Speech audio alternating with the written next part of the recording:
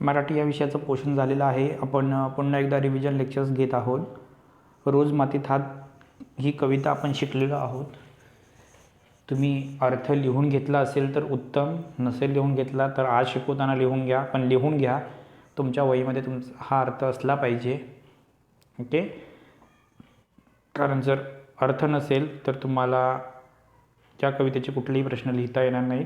तर अर्थ तुमच्याकडे असू द्या. कल्पना दुधाळ यांची कविता आहे. प्रसिद्ध कविता आहेत. सीझर कर म्हणते माती, ढग असतेच आसपास, हे त्यांचे कविता संग्रह प्रसिद्ध आहेत. सीझर कर म्हणते माती या कविता संग्रहास महाराष्ट्र साहित्य परिषदेच्या 28 पुरस्कारांनी सन्मानित करण्यात आलेला आहे. ओके, कविता बघा.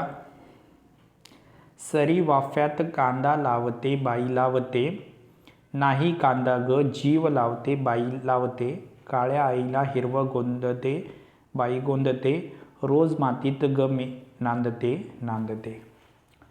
तर बघा,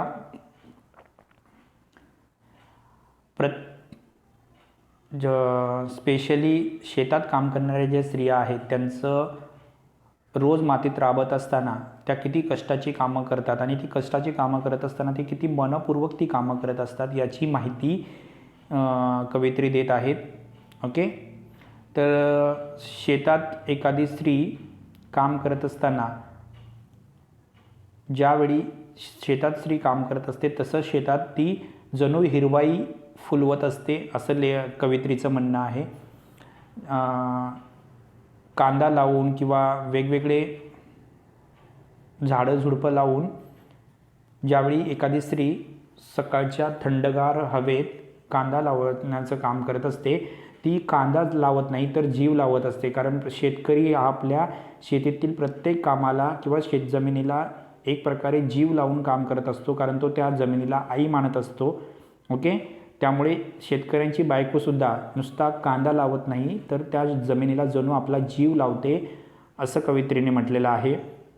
आणि ज्याप्रमाणे ह्या शेतजमिनीची काळी भुसभुशीत जमीन म्हणजे ती जणू आपली आई आहे असं समजून त्याला जसं आईला हिरवं गोंदण किंवा टिक्का लावला जातो, त्याप्रमाणे स्त्री ही शेतात कांदे किंवा हिरवीगार झाडे लावत असताना जणू आपल्या आईला गोंधन लावत आहे असं कवयित्री म्हणतात. ओके, आणि त्याच मातीत रोज स्त्री जणू संसार करत असते, स्त्री जणू आपल्या आईला पाहत असते, त्याच मातीत स्त्री जणू आपलं सर्वस्व अर्पण करते असं कवयित्रीने म्हटलेलं आहे. इतक्या स्त्रीच्या भावना त्या मातीशी संलग्न असतात. ओके, फुलं सोन्याची झेंडू तोडते बाई तोडते, नाही फुलं ग देह तोडते बाई तोडते, घरदाराला तोरण बांधते बाई बांधते, रोज मातीत मी नांदते नांदते. ओके, त्याच्यानंतर बघा, कधीकधी शेतात स्त्री जे कामं मिळेल ते करत असते. झेंडूची फुलं ज्यावेळी स्त्री तोडत असते जणू आपल्या अंगणात आलेलं सोनं ती तोडून देत असते असं त्यांनी म्हटलेलं आहे. ओके, आणि हा नुसतं सोनं तोडणं नसतं तर काही वेळा एखाद्या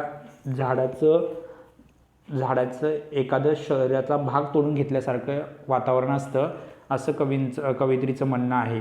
ओके, तर कधीकधी सोन्याचं म्हणजे झेंडूचं फूल ज्यावेळी ती तोडते जणू सोनं तोडत आहे असं कवयित्रीने कल्पना केली. त्याचबरोबर कवयित्रीने ज्यावेळी एखादं आपण फूल तोडतो त्यावेळी तो फूल तोडत नसतो तर एखाद्या माणसाच्या शरीराचा एखादा भाग काढून घेत असतो, त्याप्रमाणे आपण वनस्पतींचा शरीराचा तो भाग तोडत असतो.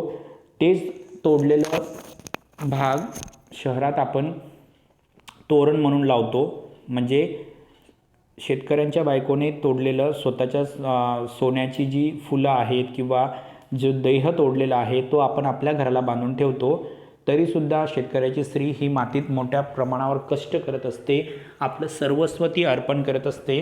ओके, कारण तिची मेहनत आहे, तिने दिलेलं, त्या माऊलीने आपल्याला दिलेलं एक प्रकारे तो त्याग आहे असं कवयित्रीने म्हटलेलं आहे. की ती माऊली आपल्या घरातील जणू आपल्या घरातील एखाद्या सदस्याच्या शरीराचा भाग आपल्याला तोडून देत असते, ज्याप्रमाणे ती फुलं तोडते त्याप्रमाणे, आणि आपण ती घराला तोरणं बनवून बांधत असतो असं इतकं कष्ट आणि इतकं असह्य जीवन एखादी शेतकऱ्यांची बायको जगत असते, तरी पण ती एवढं सर्वस्व अर्पण केल्यानंतर अगदी आनंदाने त्या शेतात काम करत असते, असं कवयित्रीने म्हटलेलं आहे.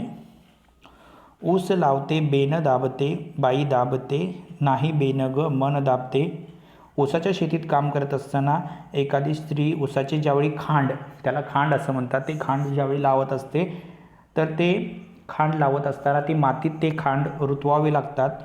ओके, त्यालाच त्यांनी बेन दाबते असं म्हटलेलं आहे. बेन नसते दाबत, ते मन दाबावे लागतात. कारण आपल्याच जमिनीवर ज्यावेळी आपण आघात करत असतो किंवा आपल्याच जमिनीवर ज्यावेळी आपण बेनं लावत असतो, त्यावेळी फार मनावर कष्ट होतात, परंतु ते कष्ट सहन करत स्त्री ऊस लावत असते. ओके, घरात आपल्या खायला नसतं, पण त्या शेतासाठी बरंचसं खतं बी बियाणं वापरून ती काड्या काड्यांनी संसार बनवत असते.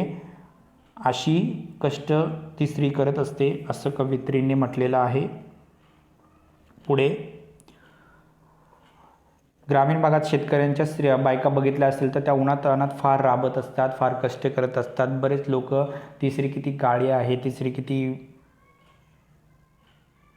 ग्रामीण भागातल्या स्त्रिया फार काळ्या असतात, हे वगैरे असे बरेच काही त्यांच्या मनात विचार येत असतात. पण ती उन्हात अनात काम करत असते, ती तेवढं कष्टाची कामं आपण करू शकत नाही, ही गोष्टसुद्धा आपण लक्षात ठेवली पाहिजे. उन्हात अनात चपला नसताना त्या शेतांमध्ये ती राबत असते, रोज मरत असते, रोज कष्टाची कामं करत असते. त्या कष्टाचा मोबदला तर आपण किती देतो आपल्याला माहीतच आहे. ओके, कधी कधी कष्टाची कामं करत असताना ओके पूर्ण चेहऱ्याची अवस्था त्यांच्या बिघडलेली असते, त्यांचं शरीर थकलेलं असतं, जणू ते हिरवं झालेलं असतं. ओके, आणि फक्त रात्रीच्या वेळेस ते अंगदुखी असते, तो त्रास असतो, कारण दिवसभराच्या कष्टाच्या कामामुळे शरीराची चाळण झालेली असते. तरीसुद्धा ती बाई त्या कुठल्याही गोष्टीची तक्रार न करता मोठ्या प्रमाणावर शेतातली कामं करत असते.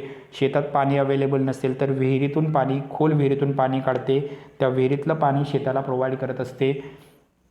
तर इतकं कष्टप्रद जीवन शेतकऱ्यांच्या बायका जगत असतात. शेतकऱ्यांच्या बायकांचं किंवा त्यांच्या एवढा त्याग कोणीच करू शकत नाही.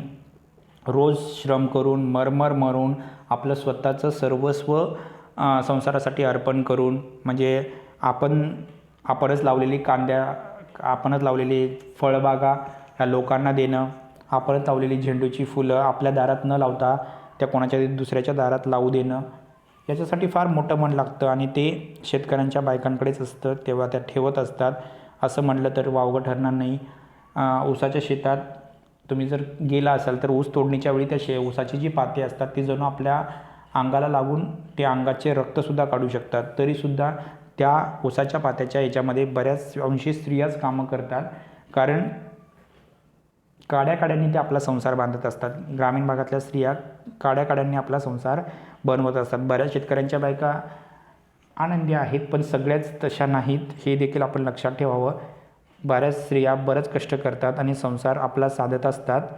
ओके, आणि आपण हे देखील मान्य करायला लागावं की या सगळ्या अवघड परिस्थितीसुद्धा शेतकऱ्यांमुळे आणि शेतकऱ्यांच्याच घरच्यांमुळे आपण जगत आहोत. ओके, शेतकऱ्यांच्या बायका उन्हातान्हात कामं करतात, शेतकरी उन्हातान्हात कामं करतो. ओके, दिवसभराचा कंटाळ्यामुळे सर्व शरीराची अवस्था हिरवी होऊ लागते, कंटाळा येतो, अंगदुखी होते, पण कुठल्याही गोष्टीची तक्रार न करता अतिशय कष्टप्रद असं जीवन शेतकऱ्यांच्या बायका जगत असतात. ओके, खोल विहिरीतून ज्यावेळी शेताला पाणी प्रोव्हाइड करण्याची अवस्था नसते त्यावेळी खोल विहिरीतून पाणी काढून ते पाणी आपल्या घरापर्यंत नेतात किंवा शेताला प्रोव्हाइड करण्याचं काम देखील शेतकरी स्त्रिया करत असतात. इतकं शेतकऱ्यांच्या स्त्रियांचं कष्टप्रद जीवन असतं. अशा या माऊलींना आपण नेहमी सलाम केला पाहिजे, अशा या माऊलींचा नेहमी आपण सत्कार केला पाहिजे आणि अशा या माऊलींमुळेच आपण जगत आहोत ही भावना आपल्या नेहमी मनात ठेवली पाहिजे. हे लक्षात ठेवावं सर्वांनी आणि शेतकऱ्यांचा जितका सन्मान केला पाहिजे त्यापेक्षा जास्त करावा ही अपेक्षा ओके कवयित्रीने व्यक्त केलेली आहे. तर या ठिकाणी कविता संपलेली आहे. आपण आधी पाहिलेलीच होती, पण पुन्हा एकदा मी सांगण्याचा प्रयत्न केलेला आहे. ओके, तर याच्यावरचे तुम्हाला जे प्रश्न लिहायला सांगितलेले ते तुम्ही लिहिले असतील. ओके, या ठिकाणी हा धडा संपलेला आहे, ही कविता संपलेली आहे.